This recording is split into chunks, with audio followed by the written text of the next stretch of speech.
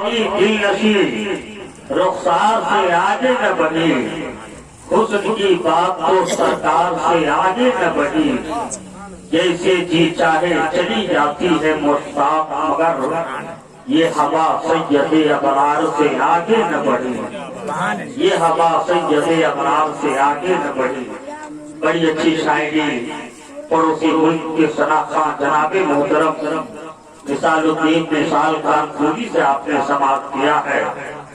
ہمارے ملک نیپال میں بھی الحمدللہ شاعر سنت چمن رضا غزالی جیسے شاعر ہیں، تو پڑوسی ملک کے شاعر کی ضرورت کیا تھی، لیکن ایک خدمت و محبت اور بھائی چارگی کا پیغام دینا ہے کہ چاہے عالم اسلام کے کسی بھی خطے میں، کسی بھی گوشے میں، کسی بھی کونے میں ہمارے دل کے کنیکشن رکھنے والے برادر افضل ہو یا برادر اکبر، جن کا سچا تعلق میرے آقا سے ہو، تو وہ ہمارے دلوں کے گھروں کے مہمان ہیں۔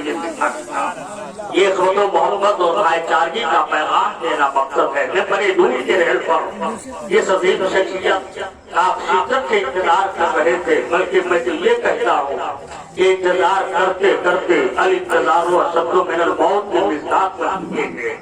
وہ عظیم شخصیت عالم اسلام کی بڑی افاضل شخصیت، آپ عالم بھی ہیں، قاضی بھی ہیں، مفکر بھی ہیں، مدبر بھی ہے، مدرس بھی ہے، مصنف بھی ہے، سب کچھ ہے، آپ مناظر بھی ہیں، سب کچھ ہے، لیکن آپ کی امتیازی شان یہ ہے کہ آپ علماء نوازی، اساتذہ نوازی، یہ آپ کی ممتاز و منفرد ایک حیثیت رکھتی ہے۔ علماء اہل سنت کو آپ اپنا مانتے ہیں، بیگانے کو بھی میں نے دیکھا ہے کہ آپ اپنا کہتے ہیں، یہی وجہ ہے کہ آج پورے نیپال کے مرکوز نظر بن چکے ہیں آپ سے۔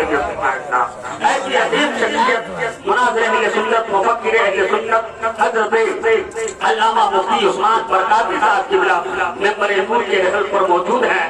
میں نے پہلے ہی کہا ہے کہ یہ آپ کے لیے تشریف لائے ہیں، آپ ان کے لیے نہیں آئے ہیں، یہ آپ کے لیے آئے ہیں۔ بہت کم وقت ایسا ملتا ہے جو ہمارے سرائے چھیتر میں آپ رہتے ہیں، اس وقت آپ پورے ملک کے سب سے بڑے قاضی بن چکے ہیں، جس منصب پر بیٹھنے کے لیے ایک گھر کے علم کی ضرورت نہیں ہے، سینکڑوں نہریں آپ کر لیں گے تو بھی ایسے پہر سے آپ کی ملاقات نہیں ہوگی کہ جہاں بیٹھ کر کے مخالفین کا بھی ڈنڈا سنت جواب دیتے ہو، جہاں بیٹھ کر کے آپ اپنے کو بھی سمجھاتے ہو، بلکہ سماج کے درمیان بھی الجھے ہوئے مسائل کو کھانے میں لگے ہوئے ہو، ایسی عظیم شخصیت آپ کے درمیان تشریف ہے۔ ایک شعر میں پڑھوں آپ کے سامنے، آقا کی شان میں ایک نام کسی نے کہا تھا کہ شہیدی کی محبت کا قرینہ سب سے اچھا ہے، شہیدی کی محبت کا قرینہ سب سے اچھا ہے،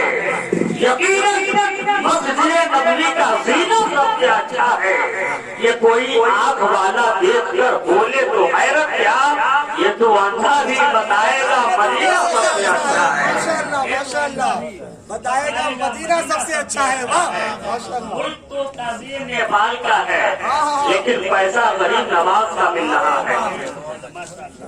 ماشاءاللہ یہ ملک تو قاضی نیپال کا ہے، لیکن پیسہ غریب نواز کا مل رہا ہے۔ ایک شعر اور ایک شاعر کہتا ہے کہ خواجہ نے غریبوں کی قسمت کو سجا ڈالا، خواجہ نے غریبوں کی قسمت کو سجا ڈالا، نانا کا مدینہ بھی اجمیر بنا ڈالا، اور جنت شہے جینا نے باقی جو مریدوں کو تو خواجہ نے بھی جنت کا دروازہ بنا ڈالا۔ تو ماشاءاللہ نعرہ تکبیر، نعرہ رسالت، فیضان غریب نواز، نعرہ تکبیر۔ حضرت کی شان میں حضرت کیا ہے کہ غلام سب بروز شبیر ہے، ہلکے میں مت لیجیے، غلام سب بروز شبیر ہے، ہلکے میں مت لیجیے، یہ باطل کے لیے شمشیر ہے، ہلکے میں مت لیجیے، یہ باطل کے لیے شمشیر ہے، ہلکے میں مت لیجیے۔ اور گیا ہے فاتحہ پڑھنے کسی اندھے کو سمجھا کر، ارے وہ اورنگزیب عالمگیر ہے، ہلکے میں مت لیجیے، اورنگزیب عالمگیر ہے، اور